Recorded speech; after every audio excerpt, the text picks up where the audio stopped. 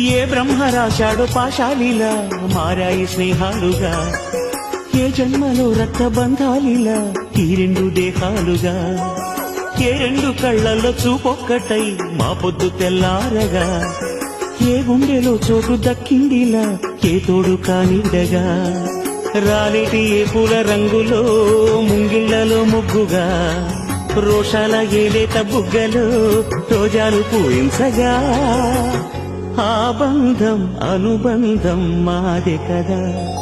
చిన్ని చిన్ని ఈ పువ్వులు చూసి జాబిలి నవ్వింది, సిరి వెన్నెల జల్లింది.